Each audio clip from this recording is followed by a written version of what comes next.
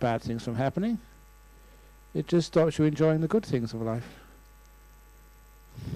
That's pretty smart. Worrying does not stop bad things happening. It just stops you enjoying the good things of life. So, brilliant little saying there. So that should be on the next edition of the shopping bags. Where's the shopping bag people? Well, one of the reasons we did have those shopping bags, it's one of the similes which, I've taught for a long time about meditation, about life. You have shopping bags, and many of you have been shopping, and many of you just know it's really hard to get out of shopping these days. Even you go to airports, and you've got to go through you can't get a shortcut through the shopping mall. When you go in, you have to go this way or that way just to go, to the gates. There's always shopping all over the place. So, you see many, many people with all this stuff which they have brought. They get these 2 heavy shopping bags.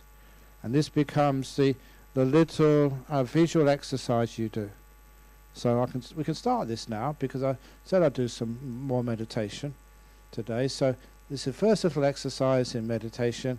So if you'd like to get yourselves comfortable, close your eyes.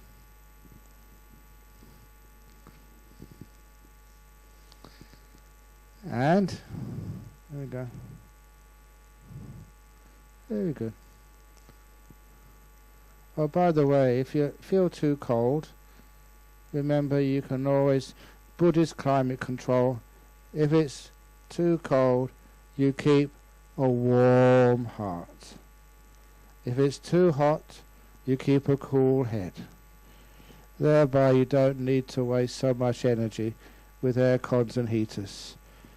So, remember that. When it's a warm day, keep a cool head.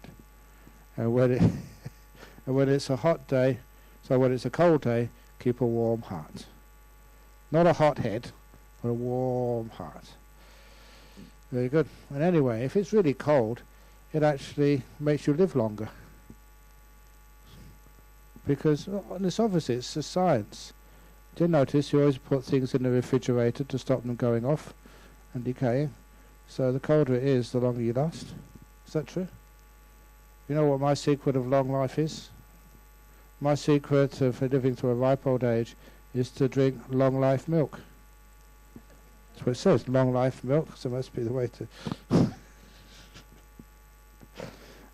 Okay, let's do some meditation, because I think people are falling asleep, that's why they're not laughing on my jokes, or perhaps I'll have to admit that they're not that good jokes, or you've heard them before. Anyway, here we go. So, you're sitting here, eyes closed. Body as comfortable as you can manage. Now, visualize that you're carrying 2 shopping bags, one in either hand. And you've been carrying those shopping bags for a long time. The one in your left hand, really, really heavy. The one in your right hand, even more heavy. And you've been carrying them for such a long time, your arms ache and your shoulders hurt. They're so heavy. And like many shopping bags, they have the name of the store where you bought the goods. It could be just, I don't know, Louis Vuitton or Mont Blanc, or that's about as much as I know about shops. But anyway, they always have the brand of the shop on the outside of the bag. But this shop, or this bag you're holding in your left hand, has the word or the letters P-A-S-T on the outside, because this represents your past. All of the memories, both good and bad, which you have been carrying around for such a long time. And just like a real shopping bag which has been full of so many purchases is so heavy that it makes your arm and shoulder hurt. The bag representing your past, all these memories, that makes your heart ache and your brain very tired. It's exhausted because you've been carrying around that shopping bag full of stuff from the past. All those memories, unfinished business, carrying it around, not being able to let it go. And then you look at the shopping bag in your right arm, right hand. That is also really heavy. And in that shopping bag, or rather on the outside of that shopping bag, is written the 6 letters F-U-T-U-R-E. That's your future. And all the plans, the fears and worries, all of that you pack in and stuff in to the big heavy shopping bag called your future. And you've been carrying that around for such a long time. Anxiety, worried, even like hopes and plans as well. Carrying them around. So that means that your brain is tired and your heart is just weak from exhaustion, worrying about the future. And you can imagine those 2 heavy shopping bags as if they were real, because you've been carrying shopping bags, and you can imagine that these past and future which you carry around, they also exhaust and tire you. They make you weary. Now you can visualize focusing just on the shopping bag in your left hand, all the stuff you've been through in your life, been carrying around. You imagine yourself leaning to the left, so you can lower that shopping bag onto the ground. And when that shopping bag meets the floor, all the weight, the burden vanishes. The ground carries that burden now. And you can move your fingers away from the handle, move your left hand and arm to hang loosely by your side so it can relax to the max. You've let go of a shopping bag carrying the past. And then you imagine a shopping bag in your right hand, the future. That too is extremely heavy. So many anxieties and fears and plans. Most things you plan never work out the way you expected anyway. But for now, imagine lowering the shopping bag in your right hand, representing all your future fears and worries. Imagine lowering that to the ground. And when it meets the floor, all the weight, the burden vanishes. And you can move your right hand and arm up by your side to relax and recuperate, to re-energize as you put the future down. And you stand there, relaxing, recovering, with the past and the future in the 2 big shopping bags, one on either side. And you are standing in this wonderful place between the past and the future, called the present moment. Just staying here, at peace. And don't be concerned about those 2 shopping bags. No one is going to take them away. They'll be there for you afterwards.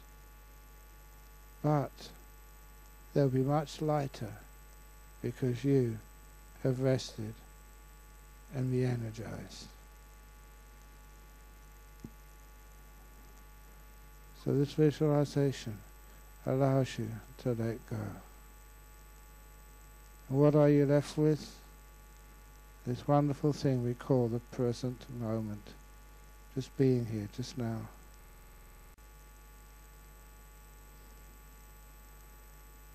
Now you can be aware of your body just to relax it a little bit more.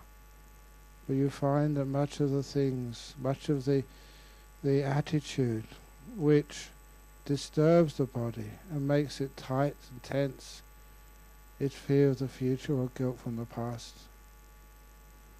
When you totally let go of the past and the future and you allow yourself to stay in this present moment, that spot between the past and the future, then you find so much which is tiring disappears.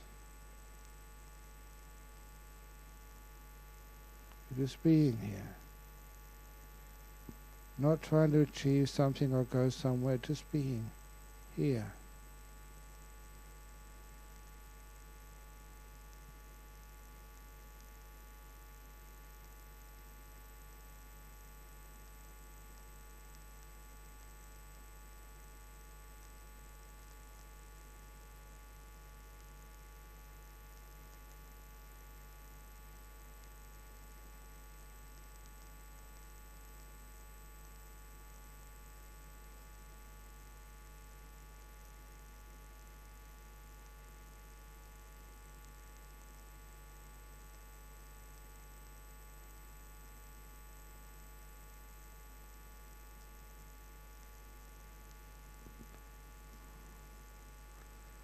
And how peaceful are you? How peaceful is your mind, your inner world? See if you can give it a number from 1 to 10. 1 means extraordinarily peaceful. Number 10 means you're quite agitated and restless. So give that a number from 1 to 10. What number would you give? 1 is very peaceful, 10 is agitated. And be honest. This is just one of those skillful means, those tricks, so that you can be aware of something I call the peaceometer. I have a speedometer, thermometer. This is a peaceometer, by which you can be mindful, aware of how peaceful you are.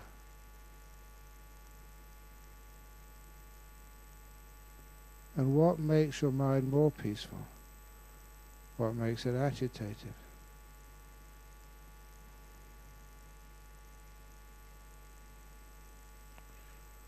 Once you find out the causes of peace, and the cause which creates restlessness, once you have that feedback, it's quite easy to select that which causes peace in your mind, which creates contentment, at ease, just being, rather than having to achieve something.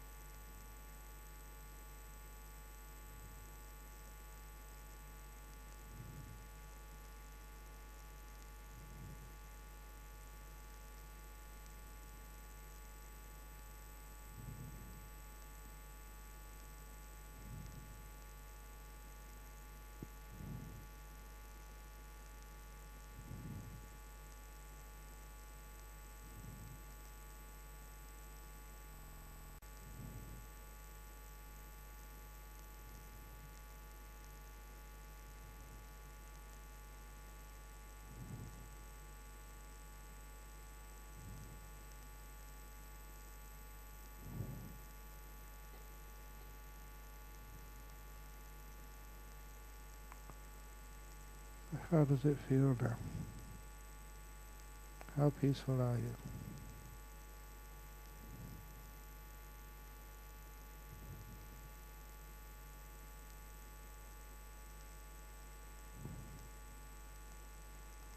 When the mind becomes peaceful in this moment, the body usually follows.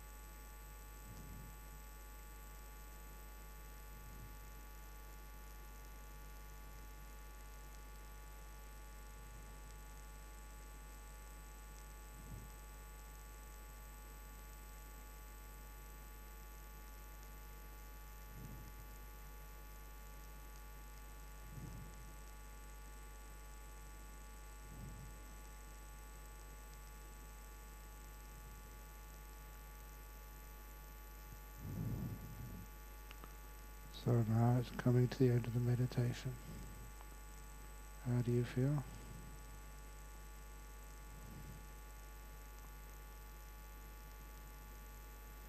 I'll just take 3 more breaths mindfully, breathing in, breathing out, breathing in, breathing out, and breathing in, breathing out. At the end of the 3rd breath, you can open your eyes to end the meditation. 3 more breaths.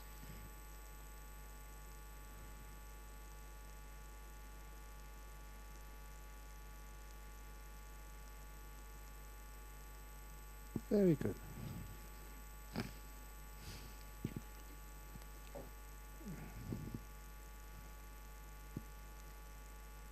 Excellent. So on that meditation, I introduced something which I called the peaceometer. Always like sort of doing something new in meditation, mindfulness, kindfulness, better awareness, and the peaceometer.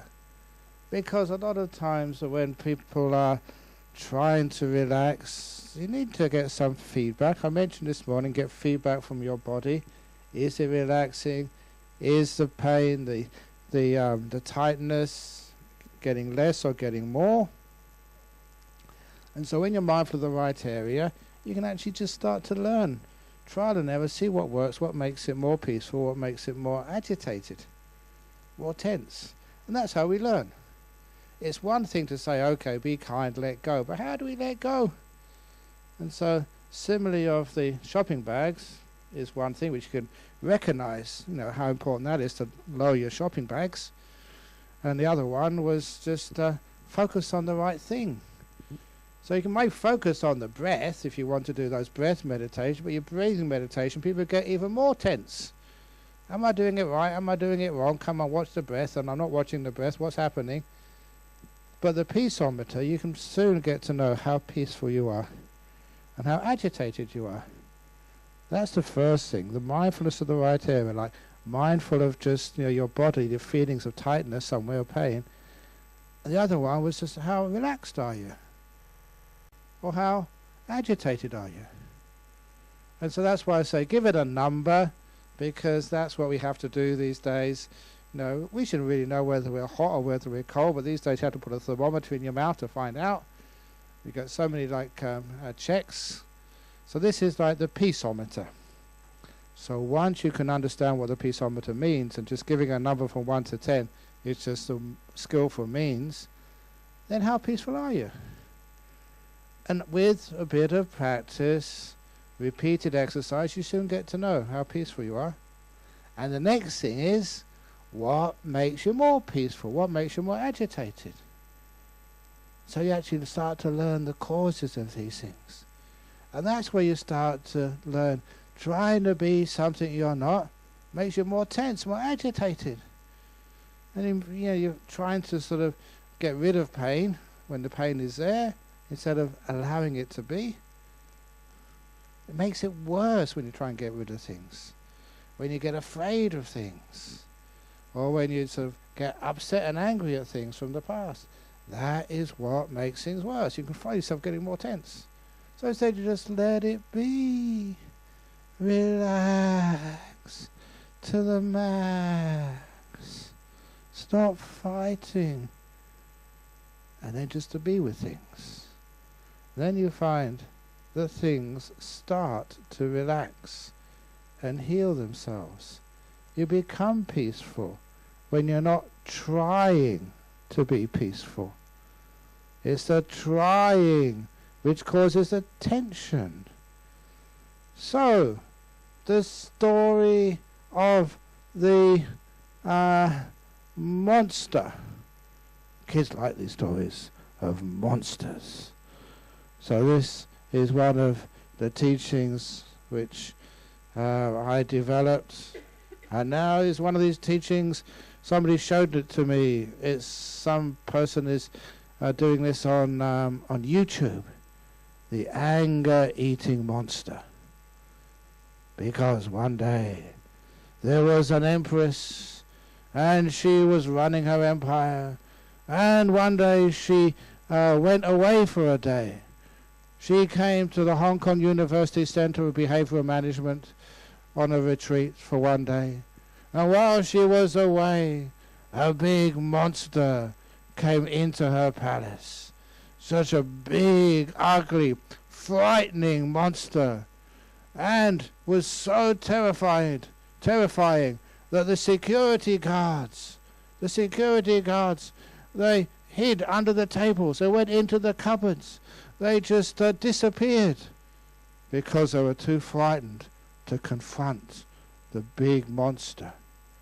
And that let the monster go right inside the emperor's palace, right into the inner halls of the palace, right into the throne room, and sat on the empress's throne. And at that, the security, the soldiers, even the ministers, they said, "You've gone too far. Get out of here. Who do you think you are, monster? This is not your place. This belongs to our empress. Get out, now!" And at those angry words and threats, the monster grew an inch bigger, more ugly, more smelly, and more frightening. And that just even incited the security and the soldiers to even make more threats. "Get out now, or else!" But every unkind word, every unkind deed, even unkind thoughts, the monster just got bigger and bigger and more frightening and more stinky. And when the empress came back after a wonderful, peaceful day at the Hong Kong University Centre of Behavioural Studies, the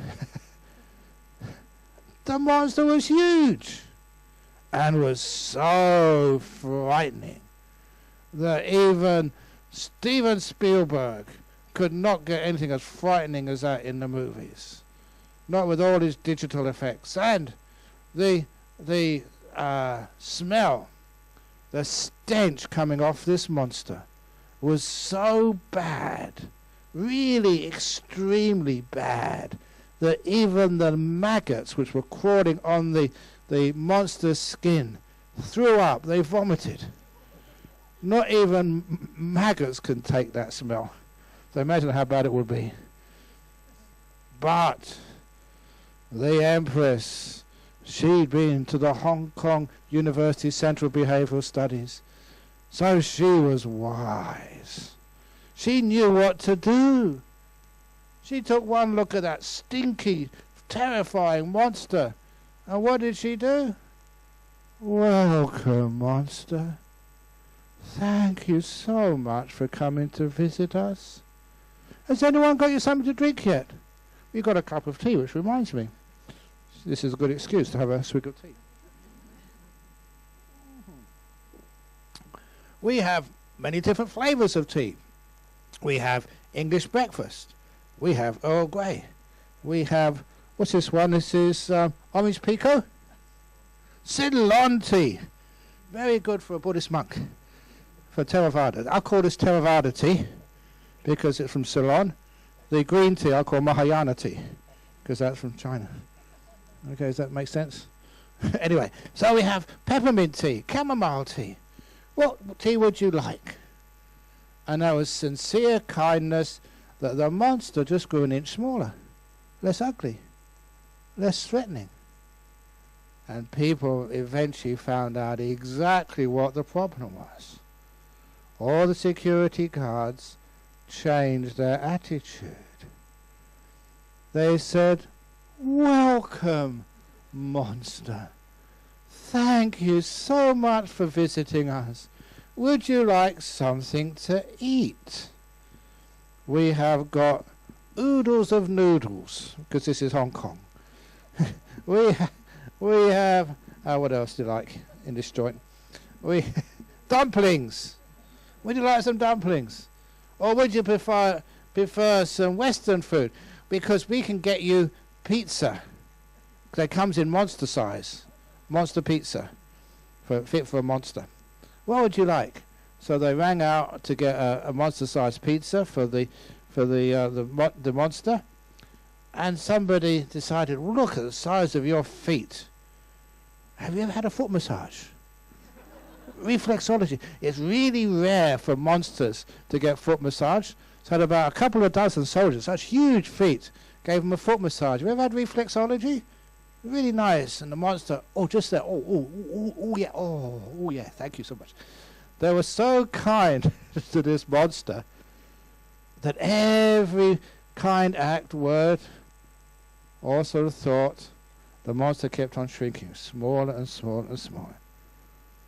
And soon the monster was so tiny that one more act of kindness, and the monster vanished completely away, disappeared, shrunk into nothingness. And that's based on a story from the Buddha's teachings called the anger-eating monster. So what do? Get out of here, you don't belong. What happens? Gets bigger and more of a problem. Apparently in Hong Kong, many bosses are anger-eating monsters. And they get worse. They say, boss, that's not appropriate. So you be kind to the boss. Oh, thank you, boss. Your bosses are here. Thank you for coming to see me. Thank you. And don't ever call your boss stupid. If you call your boss stupid, of course he's stupid. He hired you. If it was smart, I wouldn't have hired you, would you? But anyway, just be kind to your boss. And then you see the anger just starts getting less and less and less and less and less.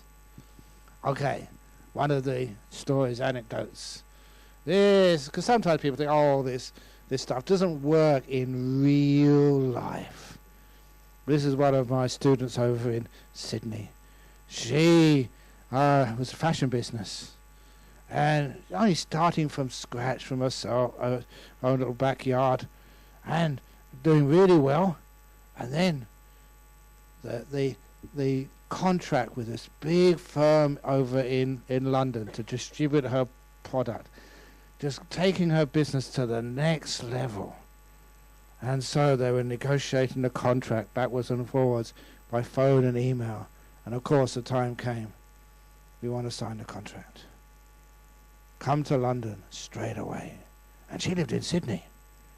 And she'd been coming a long time to my talks.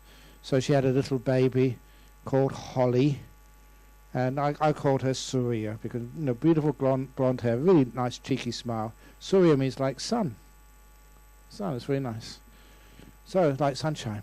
So, she had to leave Surya, little Holly, with her husband and take the first available flight to Heathrow. You know how far that is. When she got there, she was jet-lagged, she was exhausted. All she said all she had time to do was to go to the hotel, check in, have a shower, and then go straight to the boardroom to get this contract signed. It was worth it. But as soon as she came into the boardroom, the other directors said, "You've wasted your time. You might as well go back to Sydney on the next flight. The CEO is just in a bad mood. There's no way he's going to sign any contract today. We know him. He's just full of anger and ill will." And she said, "Well, I'll come all this way. I'm going to see him anyway." "Okay, suit yourself." So she went into a corner of the boardroom and she sat down, cross-legged on the floor, and began to meditate. Just quietly putting down all the bags of past and future, just being kind to her mind, seeing her peaceometer just relaxing to the max, just being really peaceful. And then the CEO came in. "Who's that? What's she doing in my boardroom? Who does she think she is?" He was really angry. He was the monster, just like the one who came into the Emperor's palace.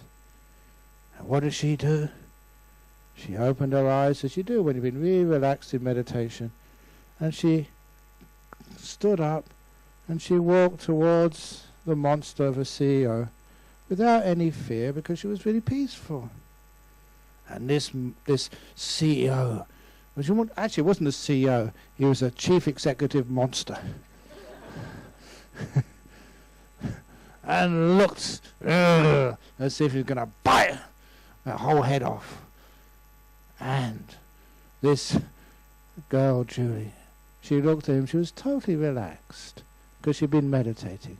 And she said this was not unpremeditated, the words just flew out of her mouth. She looked at this CEO, but she had this beautiful smile. He said, "You have such beautiful blue eyes, like my baby Holly back in Sydney." That's what she said to the CEO.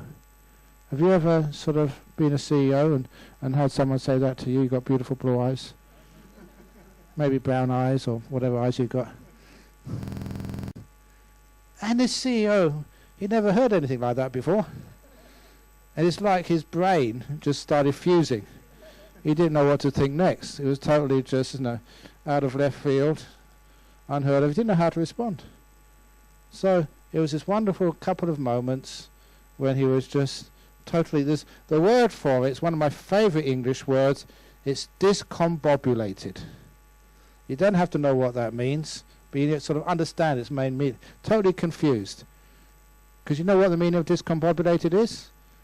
That's exactly how he felt. He didn't know what it meant either. It was just something totally out of left field. So he was just so confused, and then in the space of 1 minute, he softened. And he smiled. He said, "Really? I've got beautiful blue eyes." And they had the contract signed within the next minute. And it's a true story. She told me this. She wouldn't lie to me. But then what happened next was really amazing. Was that the CEO, after signing the contract, just left for another appointment. And then she wanted to go back to the hotel to take a break, to take a rest. And she travelled all that way, and she was just exhausted. And the other directors would not let her leave. So they formed a circle around her. So we're not letting you go until you teach us how you did that. We've never seen that before. So that's actually what happens with anger-eating monsters. Give them kindness. And then it's amazing just how everything starts to disappear and vanish. What problems have you got in your life? Cancers? Get out of here, you don't belong. You're afraid. This is life-threatening. We're all going to die one day anyway. Just, as Mr. Bush used to say, bring it on. I shouldn't say that, Department of Behavioural Health. But anyway, have you ever found out, I get in trouble for this one as well. This story, this is a true story. This was one of my friends, his name was Ted. He was from Lancashire. And in those days he would smoke because they didn't realise that smoking was going to be really bad for your health. So he got lung cancer. And eventually he was over in the hospice. The hospices, they're just waiting to die. And I went to visit him on the first night, and he told me what had happened. He said, the nurse, we got like a nurse and looking after him, asked, well, what do you want to eat tonight? He said, well, I've got diabetes, so I can't have anything which is sugary. High cholesterol, so no fat, please. What else have I got? I've got sort of really hardened blood vessels. I can't have anything salty. And the nurse looked at him and said, Ted, what on earth are you talking about? You're not going to die of a heart attack, of hardened blood vessels or diabetes. You've got cancer. You've got about 6 or 7 days to live. You can eat whatever you want. Really? And so he ordered the oiliest, greasiest, saltiest, syrupy desserts he could possibly have. All the stuff his wife would never let him eat for years. And you know what happened? 6 days later, he walked out of the hospital. Remission. He had an extra 6 months. When he actually did eventually die, because I was there with him just before he died. You know what happened? This was totally off the subject, but he was English, And so he was like under morphine and just hadn't sort of responded, just really struggled to breathe, as people do when they're passing away. I know what his last words were before he passed away. Because in English tradition, that sort of, we share certain types of food at certain occasions, and it was coming close to my lunchtime. And after lunch, from this time on, 12:30 onwards, that's a solar noon in Hong Kong, I can't eat until tomorrow morning. So, what happened was, it was coming close to my lunch hour, so they knew they went and get whatever food they could get, which was actually some fast food. That's all they can get, just in a moment's notice. So, it was his daughter, who was from Lancashire. She said, "Dad, would you like a chip?" And that was his last words. He opened his eyes and says, "Yes, please. He wants a chip." And then he died. That was his last words before he passed away. So even at lunchtime, where's Gerald? Gerald, he asked me to have a chip. So I had a chip as well today. It's English custom. But anyway, that was Ted. That was his last words before he passed away. So actually we call that, it's an interesting part of psychology. They've got a word for it now, which is called terminal lucidity. Well, you should actually know that. It's a fascinating part about the nature of the mind. Terminal lucidity. People who've been in comas, dementia, people who've been in morphine, so they haven't been able to communicate at all. The last 5 minutes, sometimes even longer, they become lucid. They can see you, hear you, talk to you. So many occasions of that, which is wonderful, just the nature of the mind and the brain. So, how many of you have actually been with people who are dying and have actually shown terminal lucidity? You've seen that, yeah? Because it's amazing that happens. That even people keep on coming, Ajahn Brahm, yeah, I've experienced that as well. But this was even a doctor recently. He came up to me and said, "Yeah, it happened to me." He was an intern, and he got a message quickly from one of the nurses. One of his patients was dying faster than he expected. So he rushed to the bedside, checked, and the dying process had begun, much more early than he'd anticipated.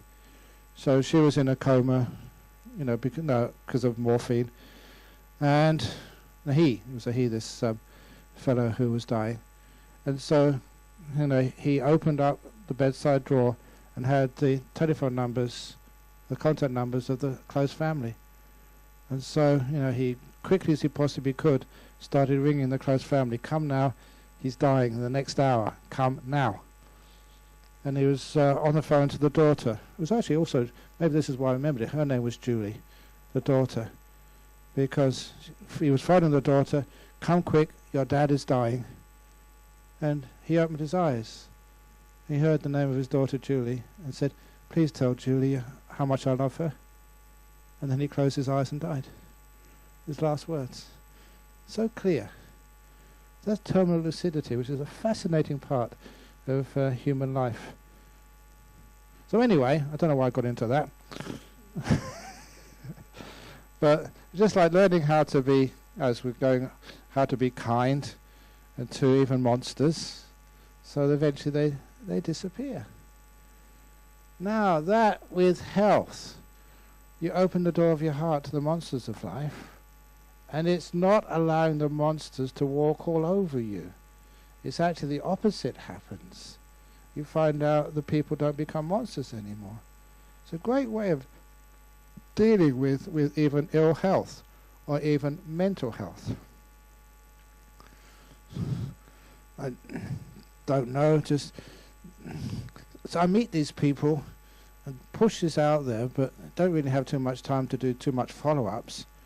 But I don't mind saying that the Institute of Mental Health in Singapore, when I gave a keynote address there at, I think it was about 30, 40, 50 years or something anniversary of the opening of their complex. That was when sort of, I told all these stories, the same old stories, and the director of the schizophrenia department he said, can you please come and bless my unit? I said, yes, but I saw this huge cross on him. I said, are you a Buddhist? He said, no, I'm a Catholic. Are you sure you want me to bless your unit? He said, yeah. I said, why? And he said, because I was impressed with the way you understood mental health. I'm the head of the schizophrenia unit.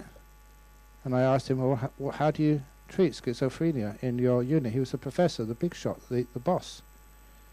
And that's when he said, beautiful little way of expressing this, I do not treat schizophrenia in the schizophrenia unit of the Institute of Mental Health in Singapore. And that was, this is interesting. When people see things in different ways, it opens up different avenues for healing. So, well, what do you do as a professor of schizophrenia in the schizophrenia unit of Singapore Mental Health Institute? He said, I treat the other part of the patient that is not schizophrenic. And I said, yes, that was awesome. That was one of the sadhu moments. Well done. And of course, you have to ask the question, even though it's quite obvious what the answer would be. What is the results? And I remember him saying, far better than conventional treatment. Amazing that when we see a problem, we amplify it, becomes big, we don't see the other part. Okay, this is classical Buddhist teaching, I'm not supposed to be religious, but everything has Buddha nature. Every boss has their soft spot. Even Mr. Trump. So you've got to find it first of all, it's in there somewhere. And if you can find that soft spot, the part which isn't schizophrenic, and work on that, the part of your body which is not cancerous, the part of your life which is not a mess, focus on that, and then you find amazing things happen. This is what mindfulness does. It opens up new avenues of looking at things. People are just so straight, so narrow-minded, literally. They don't. And so I mentioned that Snoopy little bit of wisdom. We'll all die one day. And people assume, oh yeah, that's true. Yes, but you can see it another way. But most days we don't die. Looking at the other part of things. So when you look at it that way, it opens up new avenues of treatment, of transcending, of life, happiness, joy.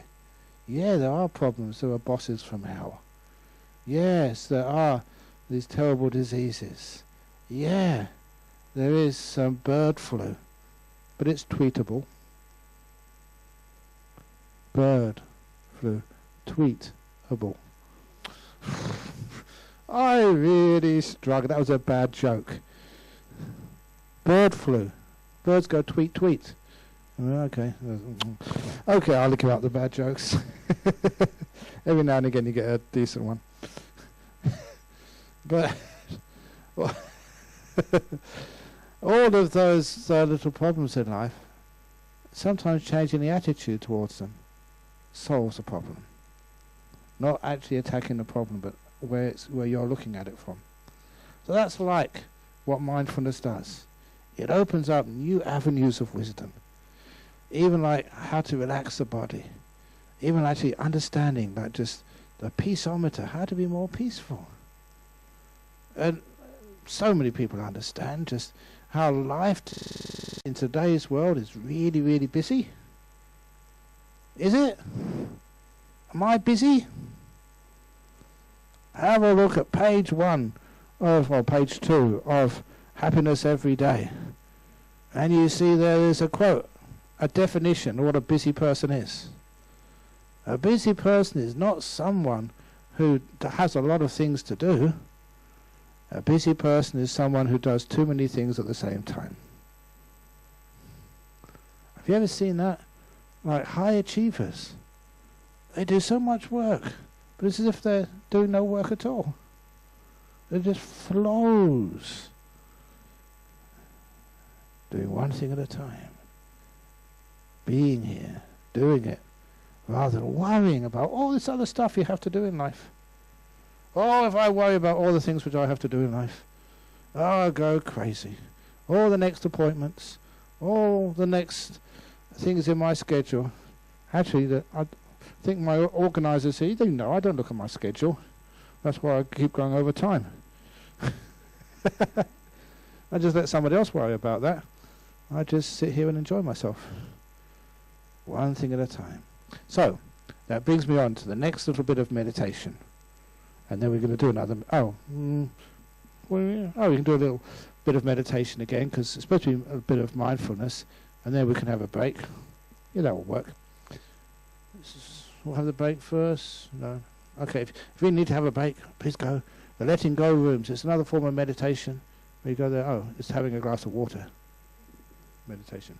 Oh, it's having a tissue meditation. So, anyway, this is the type of meditation. Oh, yeah, don't do it yet. I haven't described it yet. And people are just so in the future. So, so here, that how can we practice this type of meditation? Because some people say, "Oh, it's okay for you, Ajahn Brahm. You live in a monastery. You don't have much work to do. You don't have much responsibility.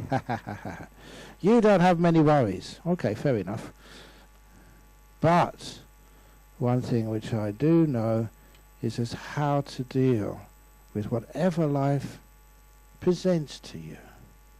It's the attitude to life, not what you have to do in life. So, this is the type of meditation which is a brilliant meditation, because sometimes people, oh, I'm tired, I'm sick, I'm really in pain, I can't meditate. And of course you can. Meditation is not what you are observing. It can be pain, it can be sleepiness, it can be the dying process, it can be being with a really tough boss. It's not what is in front of you which is important. It's how you relate to it. That is the essence of meditation. It's the relationship you have to the things which are thrown up in life, which you're presented to. It's how you deal with it, not what they are. So that was the great Emperor's Three Questions meditation. And many of you should know by now the Emperor's Three Questions. It's not from Buddhist texts, it's not Christian texts, this is from Leo Tolstoy, who wrote a series of he wrote one story in a book of short stories written in, this is Tsarist Russia, to support the Jewish community who were being quite discriminated against in Tsarist Russia, when Tolstoy, Chekhov were quite well-known authors. And this is where I first read it when I was at university. And it was a beautiful story, The Emperor's Three Questions.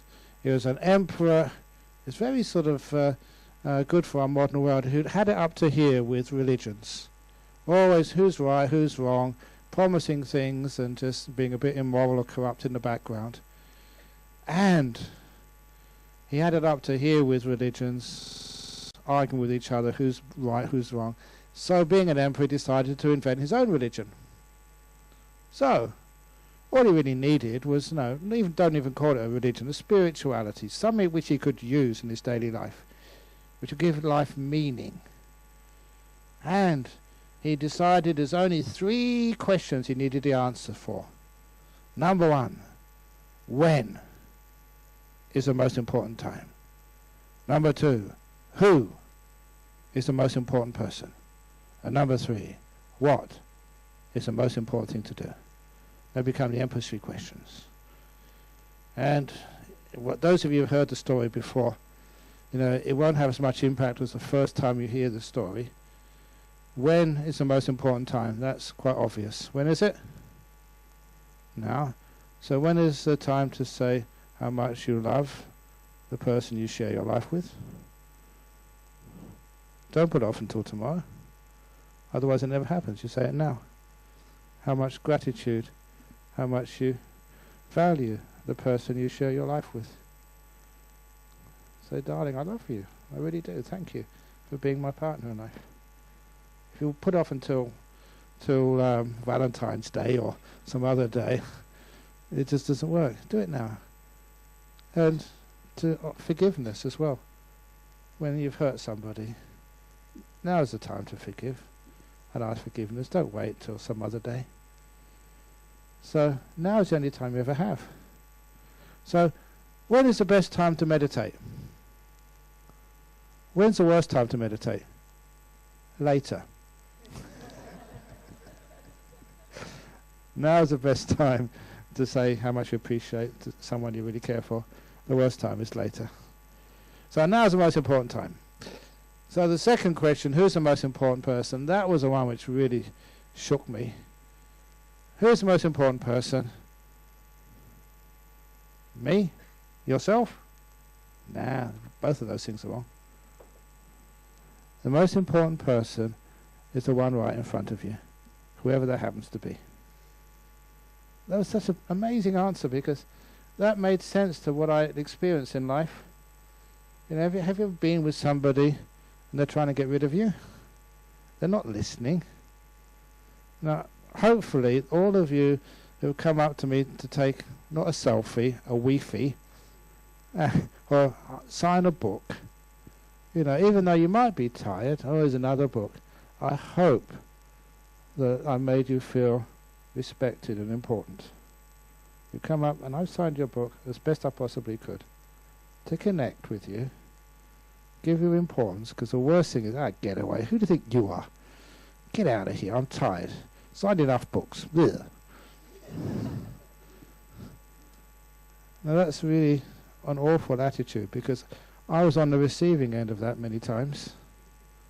You know, as a young student, you asked the lecturer, you know, just, you know, that's an interesting point, but I don't agree with it. He wasn't listening. He wanted to get rid of me as soon as possible. I was just a young, hairy student. He was some big professor. Have you ever had that experience? People are just too busy, and you're too unimportant. You know, sometimes that can be your husband, your wife. You need to say something to them. You come up and say, darling, later please. That's what destroys marriages. You're not respected. It's awful. So I try not to do that to anybody. Even you may be exhausted and tired. No, you're important.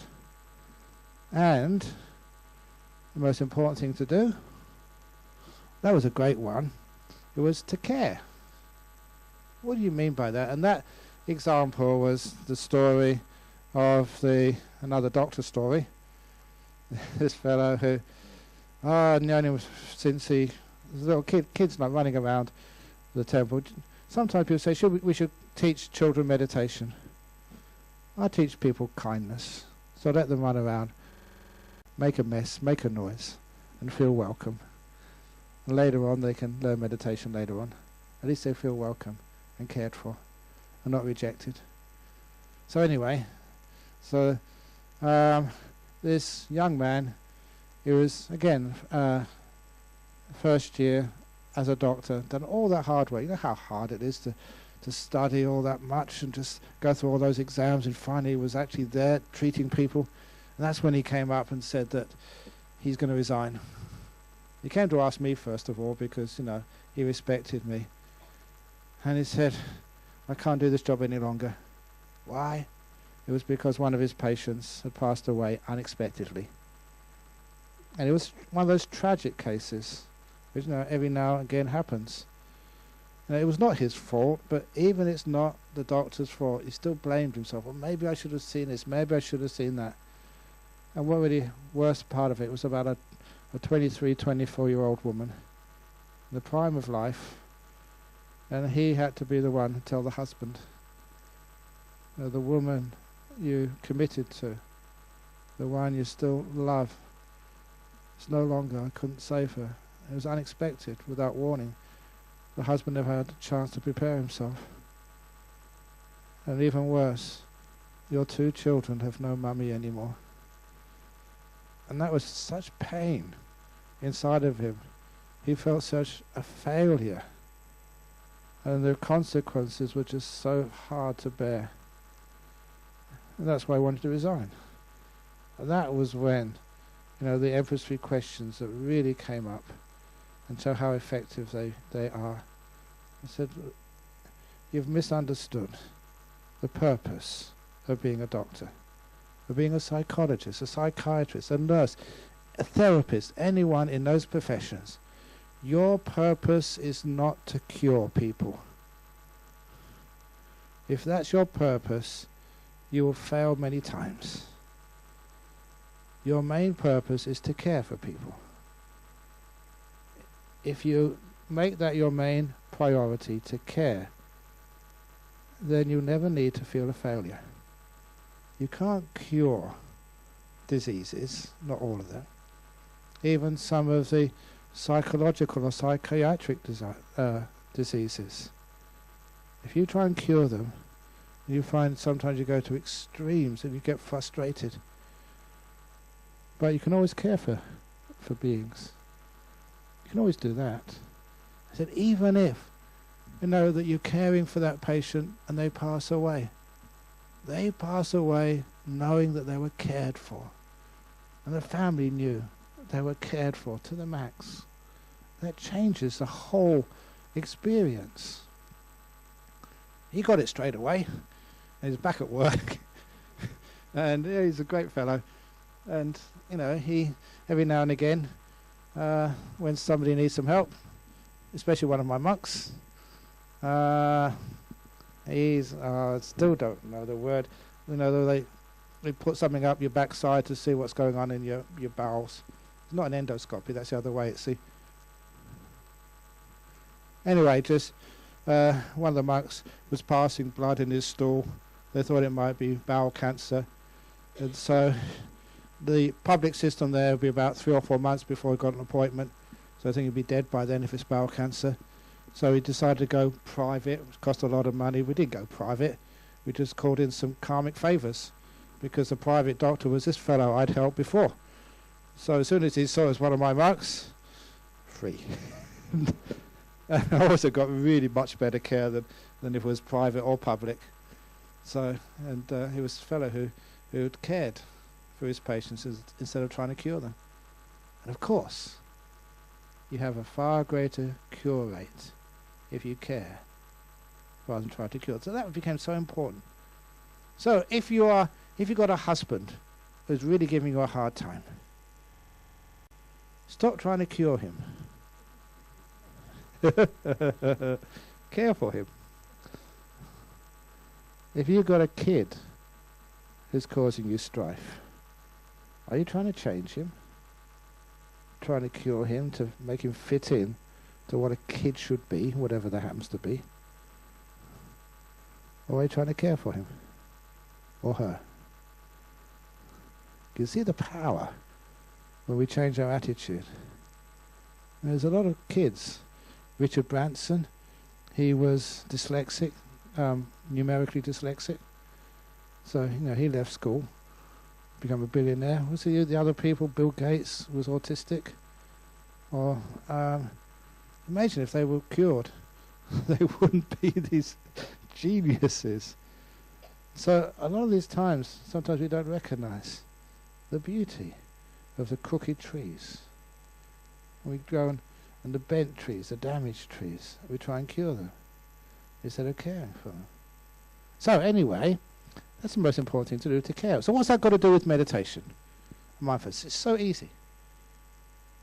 How many of you, when you close your eyes, you think, I should be watching my breath, I should be aware, I should be doing this, I should be doing that, instead of whatever's in front of your mind right now, whatever you're aware of in this moment is the most important thing in the world. You're restless, you're sleepy, you're just psychotic, whatever it is, why don't you just be with it? It's the most important thing in the world. And for goodness sake, don't try and cure it. Care for it. You've got a pain. Don't try and get rid of it. It's important. It's teaching you something. Hard to bear, but it's teaching you something about life. Care for it. Open the door of your heart to it. And what happens next will change the way you look at meditation. When you don't fight it, but you care for it, you get far greater results. So meditation becomes so simple. Anytime you can do this. Close your eyes. This moment is the only moment you ever have in life. Just this moment. Whatever is in front of your mind right now is the most important thing in the world. Respect it. Acknowledge its presence. Even if you can't give it a name, leave it alone until you can understand it. And care for it. And that becomes the Emperor's 3 questions meditation. Very, very powerful. It's all you need to do. Anytime, any place, you can meditate. You get incredible results. So, the proof is in the practice. So, let's do... should we have a break first of all? Okay. They're doing a nodding. This is the toilet break to care for your your bladder. So for those who want to have a toilet break for 15 minutes or so, try and come back in 15 minutes, and then we can do the Emperor's 3 questions meditation, and afterwards we have some bit of Q&A.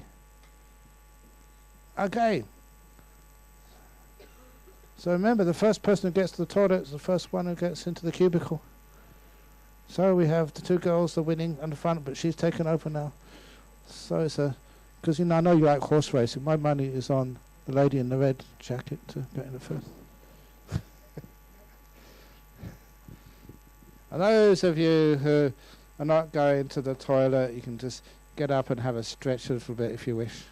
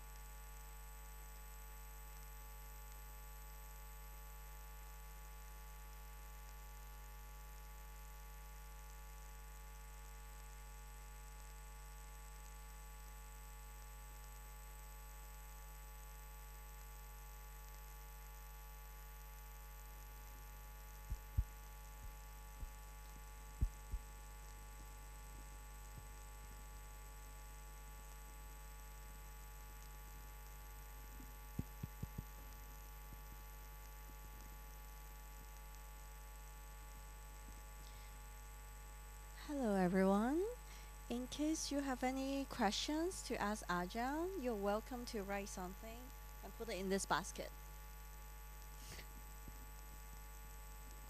Thank you.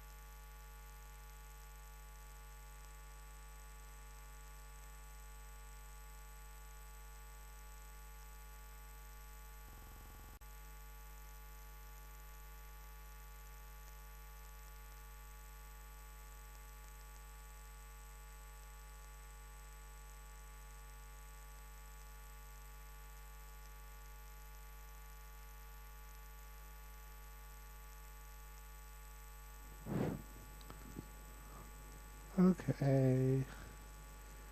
Those outside, I invite you to come in. Still in the toilet. Do they have like the PA system goes into the toilets as well? So people can actually listen in there.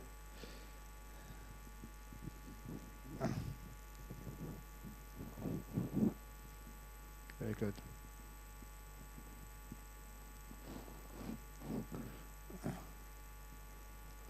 I don't know if you know this, but the research has found, you know where bees urinate? Where do bees urinate? They urinate in the BP petrol station.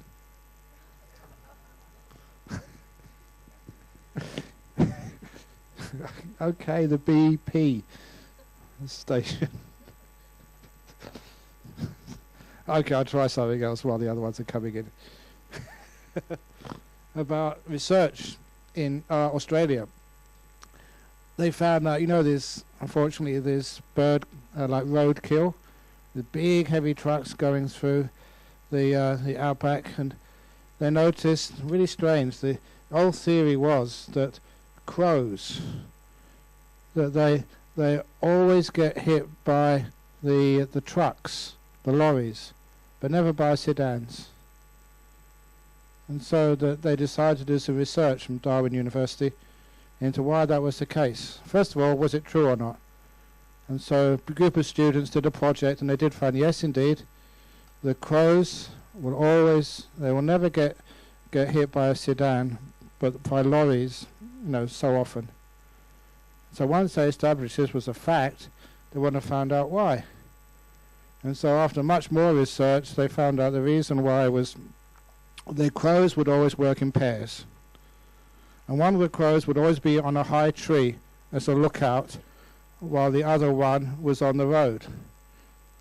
And they noticed that the reason why the crows would only get hit by lorries and not by sedans was whenever they saw a car coming, the one up in the tree would always warn his friend by saying, "Car, car, car!" But they didn't know how to say, "Lorry, lorry, lorry."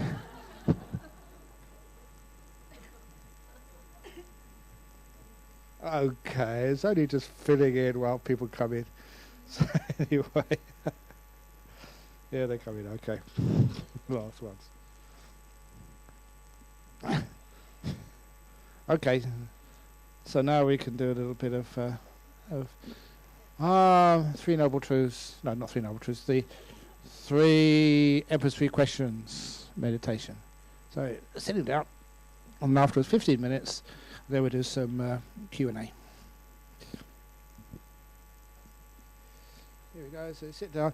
It doesn't matter what your posture is. So posture means how you're sitting. Some people say you have to sit this way, you can't sit that way. That's fine, if you're just a perfect, young, healthy human being with no aches, no pains here, no injuries. But for the rest of us, sometimes we've got sore back, sore knees, sore this, sore something else. So because of that, you just sit as best you possibly can. Chairs are fine. Floor is fine. Leaning against the wall is fine. In fact, I'm surprised you've got a couple of nice armchairs over there. They're fine. They're not taken yet. I've already gone. Are you going to take one? No. Wherever you can be comfortable. So you sit down, close your eyes. First of all, just get a bit comfortable. The best you possibly can. And don't think that the last posture, the way you were sitting last time, was the best. Because you change every time. So find the position which you feel, as best you can, is the most comfortable.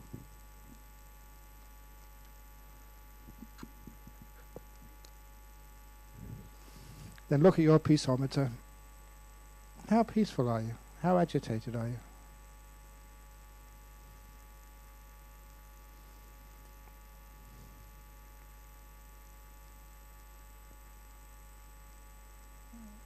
See what can make you more peaceful. Just letting go of past and future. Being kind to yourself. Allowing yourself to be a crooked, useless tree in the forest. You're good enough.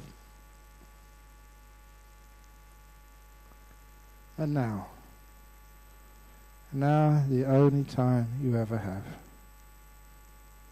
The future, it is a fantasy, it's a dream, you add so much onto it. And even the past, psychology experiment after psychology experiment, know how much we colour in the past. It's much more true to our what we think happened rather than what actually happened. So the only reality we can ever be sure of is this present moment now. So in this moment called now, what are you experiencing? No need to give it a name, just to know this moment.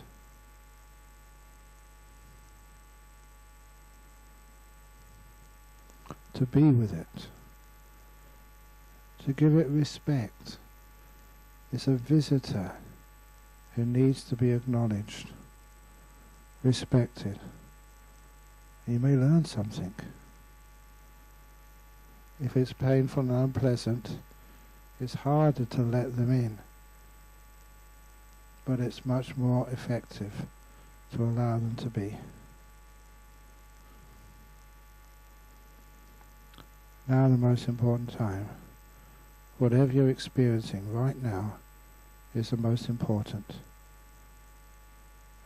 And the only thing to do is to care for it. To be kind. Just like if you were a small, unimportant, insignificant young student going up to these huge professors.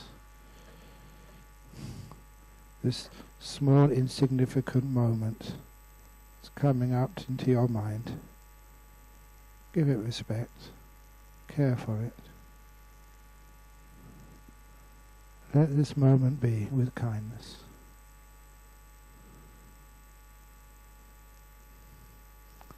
Not trying to cure anything. Not trying to improve. That's looking into the future. Not getting angry. That's looking into the past. Instead, just being in this moment. Kind.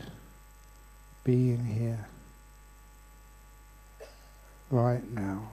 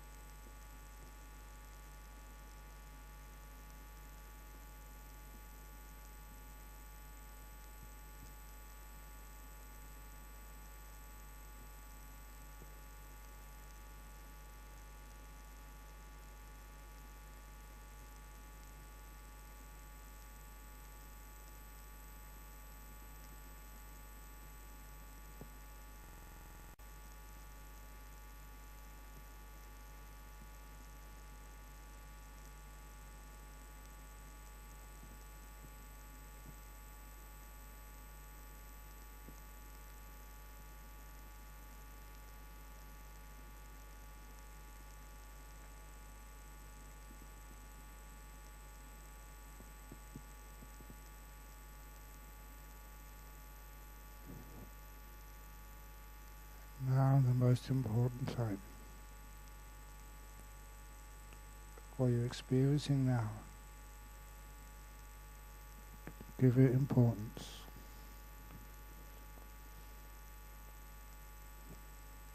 And give it this beautiful kindness, opening the door of your heart to this moment.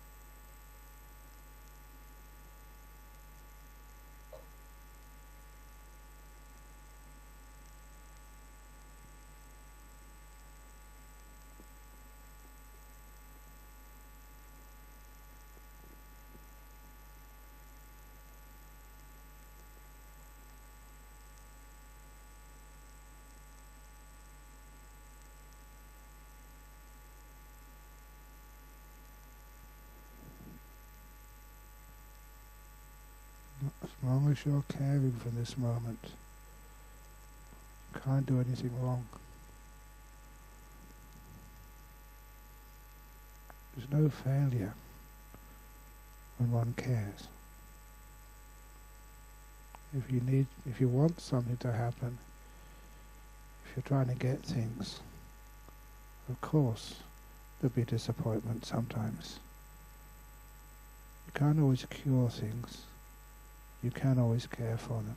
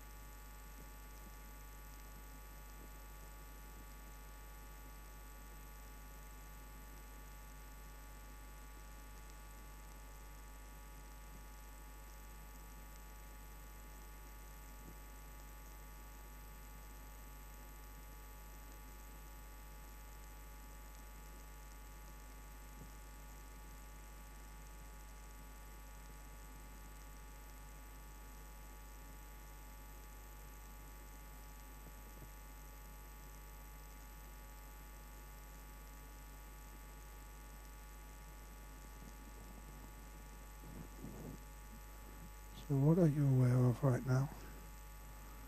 Be kind to it. Care for it.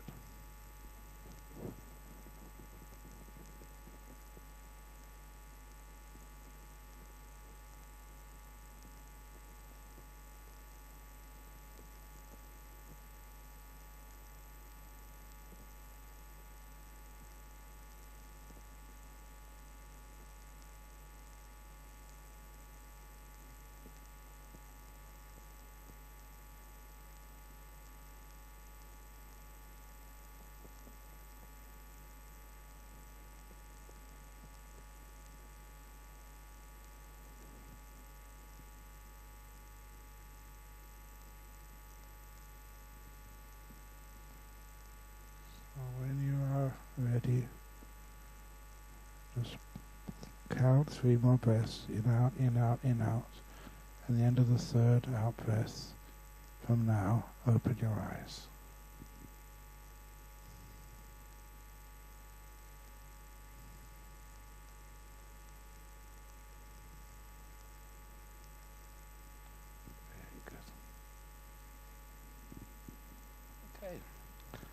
So now I've got some questions. It's amazing this year. I've only got one question. I think there's more. Is there more outside? Yeah. Okay. Anyway, we got some more questions afterwards. Here we go. In your happy every day, you said compassion can't take off without wisdom. You also said we should read less, sleep less, eat less, etc. if happiness. So how do we develop our wisdom in order to give compassion, to help compassion? What we mean there is actually the kindness and compassion. You find that you may believe you're acting compassionately, but it's without the wisdom. It's not real compassion. So we start off with that body awareness, feeling the body, and you think, I'm going to be compassionate to this. Come on, relax, tummy ache, relax. How come you're not relaxing? In other words, it's not real compassion. It was fascinating for me that many people, they talk a lot about compassion, but they don't know compassion. They feel that they understand what real love is, but they don't. And it's weird that all these words, concepts, ideas, which have been around for such a long time, we haven't truly understood. So even kindness, how do you understand what kindness, compassion is? It's that attitude which relaxes your body, which actually eases the mind, which opens things up. The kindness. And maybe some of the things where I learned kindness were from, obviously like a mother's kindness is always powerful. When I was a kid, I did come from a council flat in London. I never realised at the time, but most of my friends were migrants, poor people. And because my father was always quite sick. So that, let's just grow up like that. So that when we used to play soccer, it was in the street. And if you play soccer in the street, you go for a tackle, and you end up scraping the skin off your knees. And so I'd always remember growing up with scabs on both knees. And that was just normal.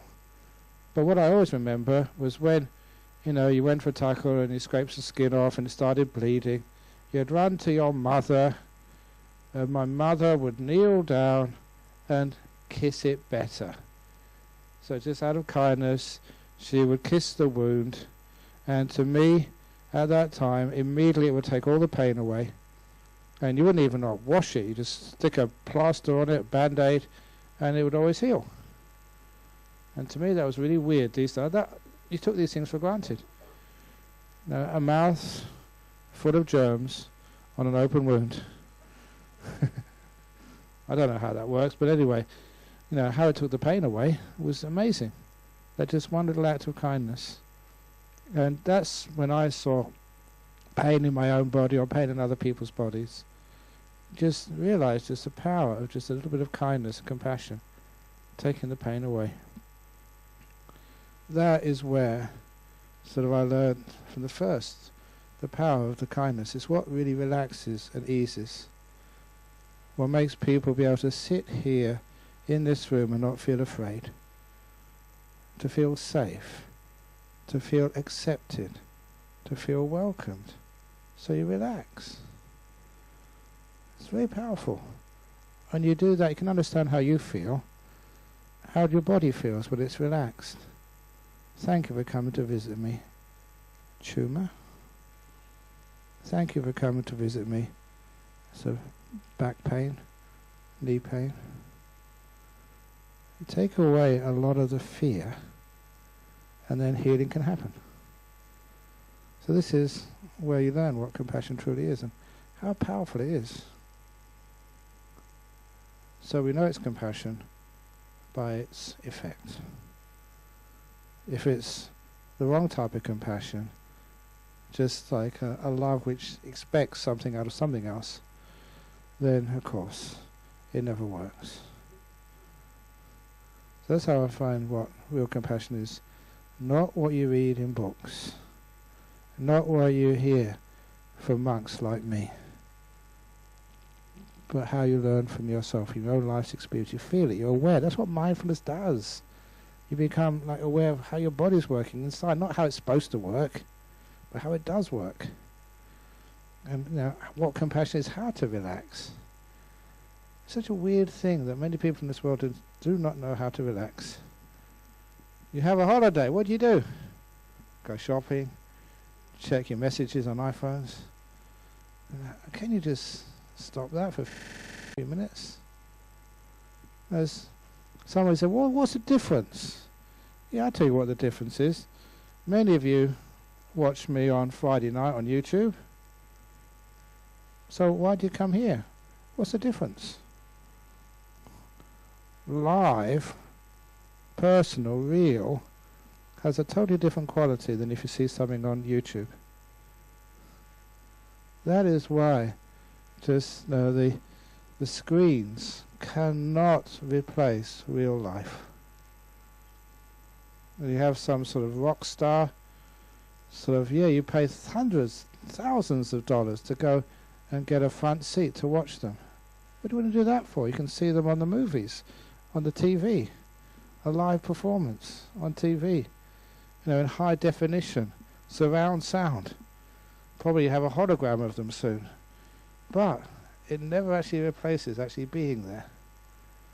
So that's one of the reasons why just if something else happens when it's face to face, which is one of the reasons why you learn what compassion is by your experience, not by what you see on a screen or read on a book.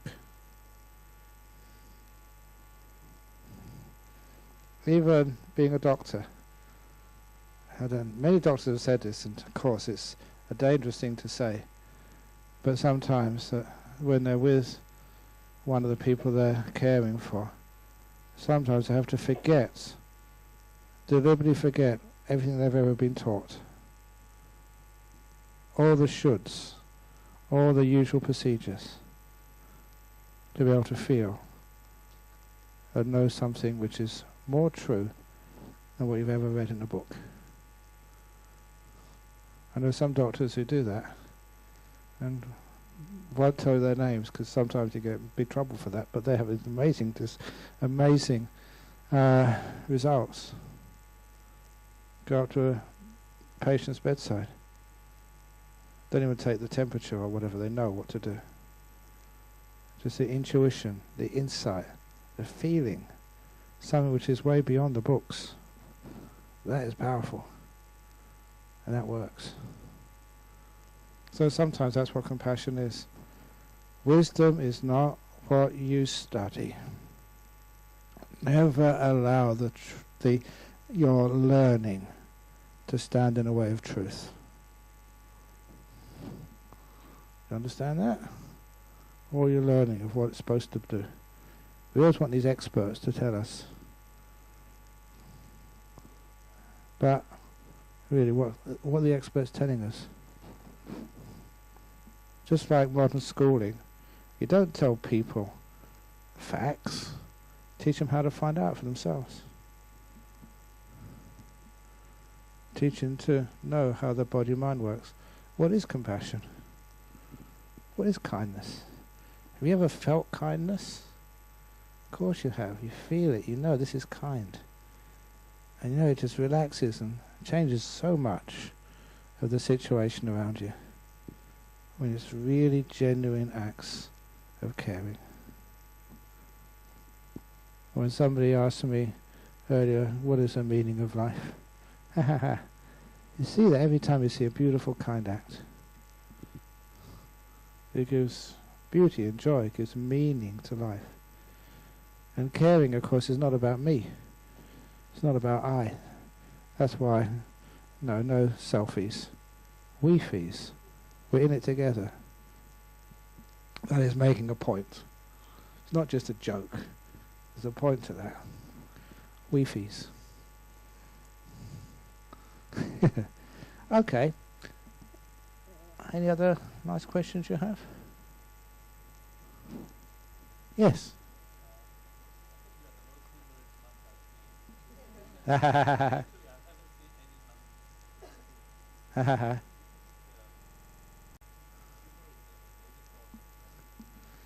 It is a huge source of wisdom as well as happiness. And one of the, just when I was in Bangkok just a couple of weeks ago, there was a fellow, he was a top neuroscientist. He just recently retired. And I forget what his name was now, but he gave me he didn't have a card, but I was telling sort of a few funny stories to, he was one of the senior monks in Thailand, one of the 6 somdets they call them. And he'd just been to the town of Surabaya, in southern Java. Southern Java, or you might say Eastern Java, Southeast Java. But the port of Surabaya. You know Surabaya? I said, you know what Surabaya means? Because this is, Buddhists who are trying to keep the precepts. It's because abaya, it means like fear. And so Sura is a word for liquor. I said, what that means is be afraid of liquor. It doesn't mean that, it's just, joking around. But, that everyone thought that was very funny. And so this fellow said, yeah, that's the side of higher brain function, is laughing. And there was even neuroscientists saying that. And it's so true. The only people you see who don't laugh are dead people. So I think that's actually what you should actually do to because doctors have a hard time finding out who's dead, who's not dead. You can put sort of lights in their eyes and sometimes it moves and shout in their ears or whether they're brain dead or what.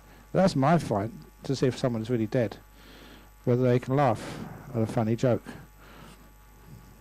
Otherwise, you're as good as dead. You're like The Walking Dead.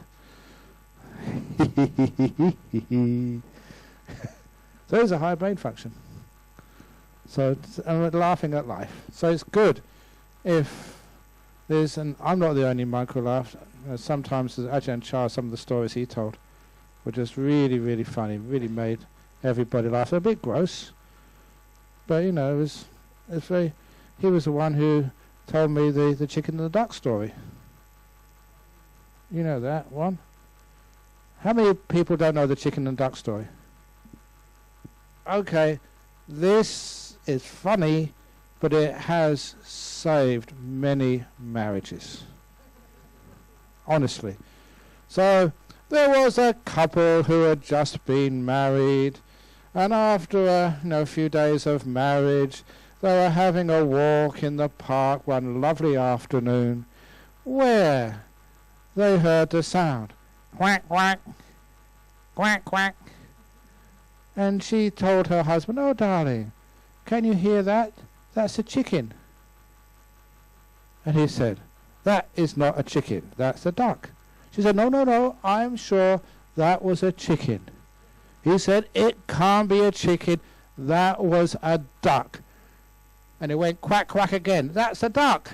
She said, no, I'm sure that's a chicken. He said, it can't be, it's a duck. It's a chicken, it's a duck, it's a chicken, it's a duck. D-U-C-K, duck. It's a chicken. And she was about to burst into tears. And then he looked into her eyes and realized why he married her. He squeezed her hand gently and said, darling, I think you may be right. That's a chicken. And she said, oh, thank you, darling. And they carried on their walk without any argument, in love, and he had a wonderful dinner, a lovely evening with his wife. And the meaning of that story should be obvious. Who cares whether it's a chicken or a duck? Is that grounds for a divorce? There's not even grounds for a sort of an argument. And number two, just because it goes quack quack does not mean it's a duck. I've got proof, I've got evidence. Somebody downloaded this and sent it to me from the internet that there was a little duckling who was orphaned and it was brought up by a chicken. And it goes quack quack. Sorry, the other way around. It is a chicken. So it was a chicklet. What is it called? Not chicklet. Whatever. A chick. Yeah, okay. A chick was actually brought up by a duck. It was orphan chick. And so the little chick followed the other little ducklings and just followed their lead. And it's a chicken, but it actually goes quack quack. That's what it learned. So there is at least one chicken who goes quack quack. And the moral of that story is, again, it doesn't matter having an argument and how many times you've been right or thought you were right and it turned out you were wrong. Why do people always have to be right? There's nothing bad about being wrong. I really enjoy it when I make mistakes, when I'm wrong. And it's actually, if you use it correctly, you can make a lot of money from being wrong. Like this case, it was a retreat which I was given in Kuala Lumpur, in Malaysia. And the retreat time we had these interviews. So this young woman came in with a man, and so I was interviewing them. And then after they finished interviewing, said, "Oh, why doesn't your husband say anything?" And both of them burst out laughing. He said, "He's not my husband, he's my father. I'm only 16. And I said, "Wow, only 16? You look like about 25. And then looked at her father and said, "Wow, you only look about 30.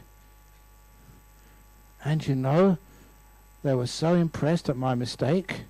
Because you know what sort of 16-year-old girls would like. If you tell them they look about 25 or 23, wow, they're really impressed. And a man even more so, if it was about 44, 45. When I said, "Oh, you only look about 30, he was doubly impressed. So they burst out laughing. They said, "Thank you, thank you, thank you." And they went outside and they came back 5 minutes later with an ang pao with $100 with a little note saying, "Please use some of this donation to check on your prescription for your glasses." That came from my mistake. There's nothing wrong with making mistakes, so you just give it a try and see what happens. Because then you're a bent tree, like everybody else. Crooked, making mistakes in life. You don't have to be better. You don't have to be perfect. You don't always have to be always right. Isn't that beautiful? Takes all the pressure off. So anyone else got any questions, comments? Yes. Okay, oh yeah, I'm supposed to do the microphone thing. When we are practicing mindfulness, will wisdom come naturally? And how does it happen? Thank you, Ajahn. Yes, it comes naturally. Because when you're practicing these types of meditation, you find you become relaxed. When you relax, you become still. You become like the lake in a forest. A lake in the forest, or let's say the lake in the mountains, it's much better simile. A lake in the mountains, if there is any waves on the surface, it will never give a true reflection of the moon and the stars in the sky above. Even if there's ripples on the surface of that lake, it distorts the image. But if your lake is perfectly still, it acts like a mirror and gives a beautiful, accurate, perfect reflection of the moon and the stars in the sky above.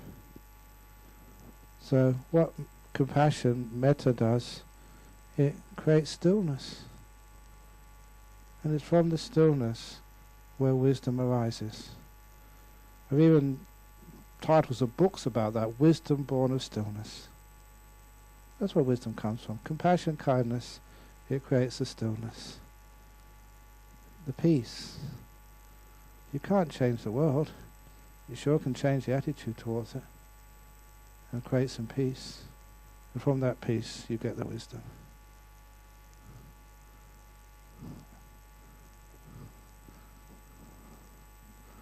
So that's how it works.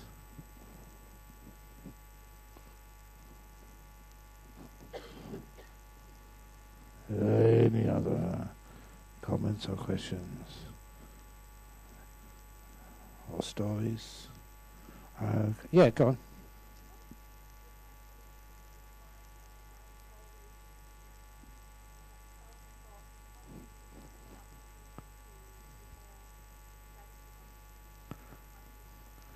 It's when they have to do something, it becomes impossible. When you have to just say, now is the most important time. The thought in front of you is the most important thing in the world. Don't try and cure your mind. Because trying to cure your mind is saying there's something wrong with you. Saying that you're a failure, you're deficient, you're not good enough. And if people do that, then they find they want to run away. Why do people have addictions? Addiction to gambling, addiction to watching porn, addiction to the iPhones. What are they running away from? They're running away from themselves. They're trying to escape. Why? Because somewhere, sometimes they think they're not good enough. They just can't be. They've got to be going somewhere, running away somewhere, doing something, instead of just being. And so that's one of the reasons I'm very against the self-help movement. Trying to improve yourself. Like the person who went to the bookshop looking for a self-help section. They went to the receptionist and said, where is the books on self-help? The receptionist said, if I told you that, it would defeat the purpose.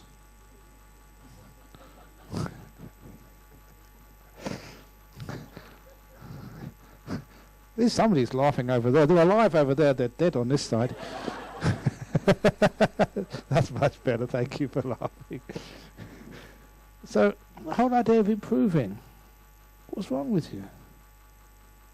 You know that there was a time when, like, the gay community were considered to be something wrong with them.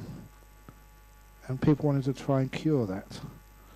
And how terrible that was. How people who were different were put in institutions, hidden away from the rest of humanity. And it was wonderful that these days, that if you may have Down syndrome, even schizophrenia, ADD, whatever that is, people who have said you like this, you like that, they're actually put into community. You grow up with people from all different types, and you get to respect one another, love one another, and live with one another. And it's a wonderful thing which I've seen in my lifetime, with people like with Down syndrome. They're part of everything. And when they're accepted in, I learned so much from Down syndrome.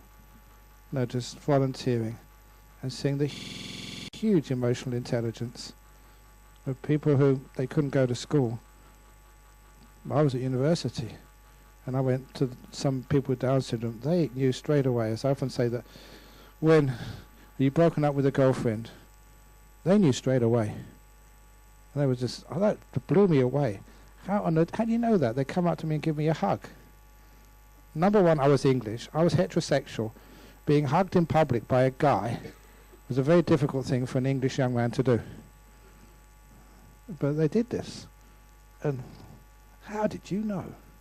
How did you know what I needed? And they were just so smart. Why are we putting people like this in an institution to think there's something wrong with them? There's more things wrong with those professors I used to hang out with. Honestly, sorry, any professors here. But, so when you have people involved, it's amazing. And I don't know who it was. It could have been from someone in Hong Kong recently at a retreat. Or they had one of their relations was a clinical schizophrenic, and they were asking me for some advice. And one of the monks just happened to go into the office, and I said, "See that monk over there? He's a clinical schizophrenic." What? He is. He's an amazing monk. And you wouldn't know. Totally accepted, wise, embracing sort of that disease. We call it disease. Sometimes I think that, what I once thought was a disability was an enhancement. He has some wisdom I will never have. So it's amazing that when we can embrace some of these things rather than improving them. So please never try and improve your wife. Care for her. Your kid. Don't try and make him fit in to what a kid should be. Just love him for who he is. And just see him blossom in his own way. Who knows where he will go, what she will achieve in life. Maybe totally different than others. Unique, special, valuable. See where they grow. Don't always push them in the same way through university and has to get married and just, has to be successful in life. Look at me. I've got no income, no savings. But that's nice when you actually just change, just how you can respect and love and care for a person. So it challenges, sees things in a different way. That's one of the great things about the monastic life. You had time to go on retreats, time just to relax and time to see things in a different way. You think outside the box because you live outside the box. Wonderful thing to do. Talking about thinking outside the box, there was one of our disciples, known her for a long time. We did her funeral ceremony just before I left. She really was thinking outside the box. She didn't even have a casket. Cardboard box. So she was buried in a cardboard box. Environmentally much more sensitive. There's a shortage of wood. Why do we make these expensive caskets, coffins out of a piece of wood and then burn it? Or bury it? What do you do that for? It's hard to get. This is really top quality wood as well. So why do you do that? Wouldn't it be better to use a biodegradable cardboard? But people think, oh no, that's not being respectful. This is my father and my mother. They only die once, so let's give her the very best. But of course they don't die once. We're Buddhists. So, you're only temporary. So being a Buddhist, I'm a born-again Buddhist. Many, many times.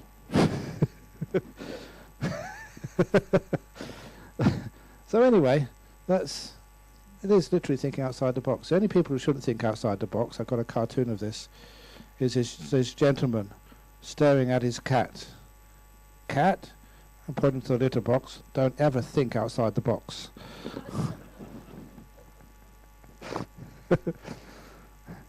So this is okay, here we got another. How many psychiatrists or psychologists have we got here today? Do you know about the psychologist? And a squirrel came to the consulting rooms. And the psychologist said, "What are you doing here? You're a squirrel." And the squirrel said, "Yes, well, ever since I realized you are what you eat, I realized I was nuts."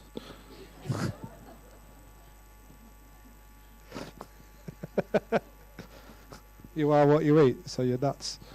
Okay.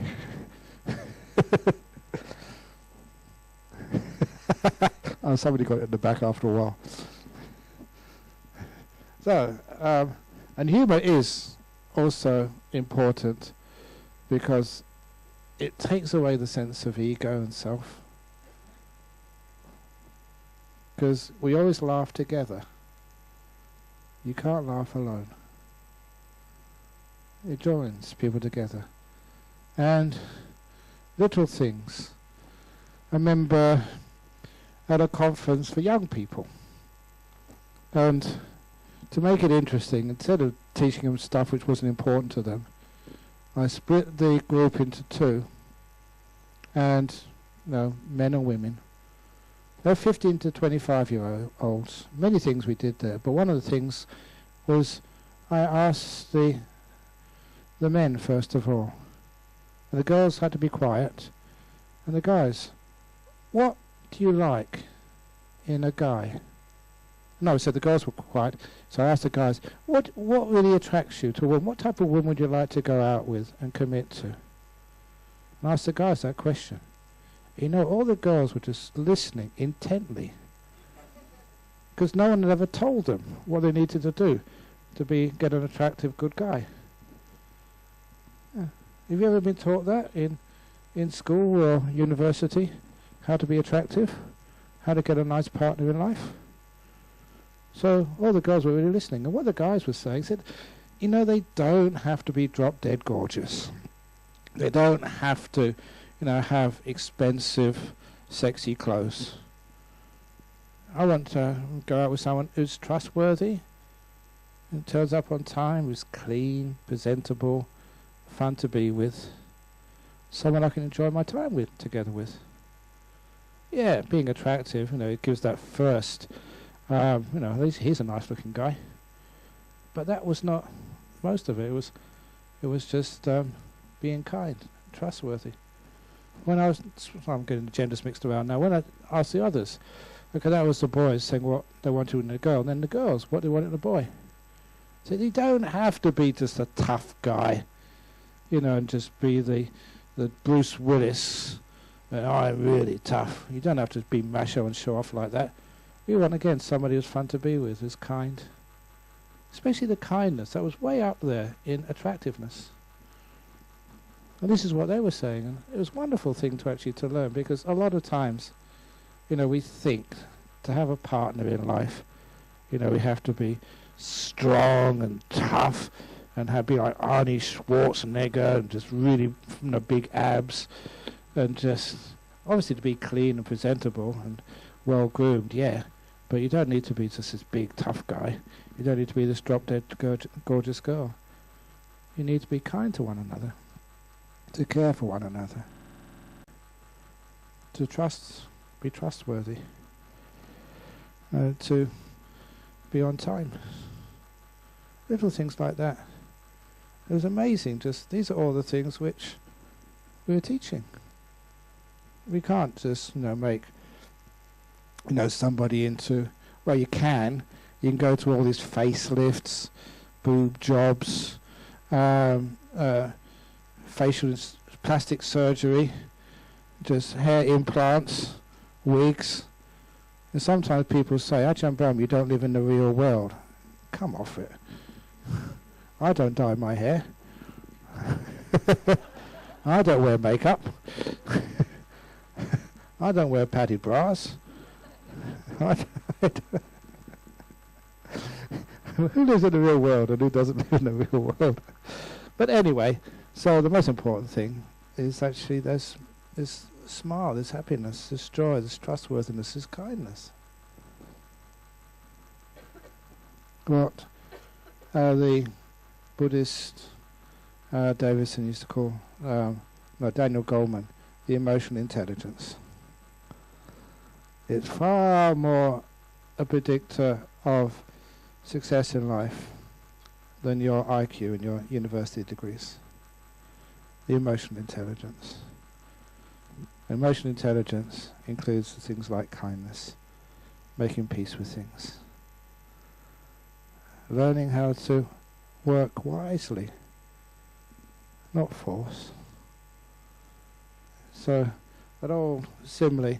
Again, it's amazing how this goes around, because somebody sent me, it's actually Burr found on the internet, A professor of psychology came into the university holding a cup, and people were thinking, oh, they're going to say about half full, half empty. He said, no. He said, how heavy is the cup? The longer you hold it, the heavier it feels. It's my old story. I say this every year. I haven't said it yet in this joint. But how heavy is the cup? The longer you hold it, the heavier it feels. After 2 minutes, I'm in pain. 3 minutes in agony. Stupid monk. What should I do when it starts to get too heavy to hold comfortably? Put it down for a few minutes. Relax. Rest. And then afterwards you pick it up again. Yeah, honestly, it feels lighter. Because your arm is rested. And he said that is the meaning of stress. And how to overcome stress. It's not lessening your workload. It's not trying to downsize. Look at me, I've been upsizing, not downsizing. No, it's the reason I get like this is because I don't worry enough. Apparently worrying sort of, you waste a lot of energy, but I should worry some more. Give me something to worry about, please. No. You know what happened when I went to the United States? So they're really looking at sort of homeland security now. So I go walking through the customs, immigration, security, and they say, "Sir, what have you got under your robe here?" Because they thought it could be a suicide belt. So I said, no, it's not a suicide belt, it's only fat. They said, same thing. Okay, anyway, maybe you get that joke, maybe you don't. Anyway. Anyway, just learning how to let go of things, put it down. So that means when you rest, then you become efficient. Success in life is not how long you work, how efficiently you work. You are productivity. So, relaxing, resting, afterwards you get 3 hours work done in 2, according to Harvard Business School, who's also taken on board that teaching. You relax, you rest, and then when you go back to work afterwards, you're clear. People don't know how to rest. So what we're teaching here with mindfulness and meditation is how to rest, how to let go. Don't worry about things. Just let the past go, let the future go, and just have a nice quiet time. And if you say, well, I can't find a quiet place to have a quiet time, rest room. Why is it called rest room? There's a reason for that. Take a rest. And if your boss says, well, you've been in there for a quarter of an hour, 20 minutes. Say, well, I've been constipated. You're not lying.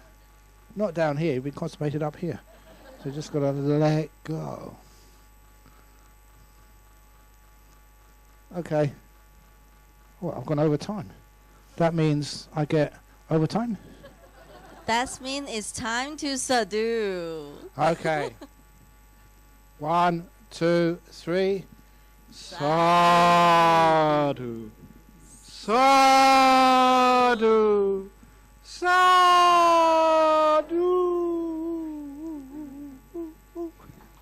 Very good. Thank you.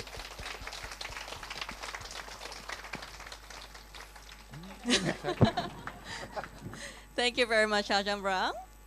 Very good. Just to let you know, this is only the first event of Ajahn Brahm in Hong Kong. Yeah. You come first. So please check our website, Bodhinyana.com, for other events. Tomorrow we'll have evening talk at Poly University. There'll be lots of people over there. Yeah. With Chinese translation too. Okay. Yes, please check the website. Thank you. Very good. So take care, everyone. Don't do anything I wouldn't do. Have a good night. You don't want to go? Okay. Thank you for coming, everybody, and take care.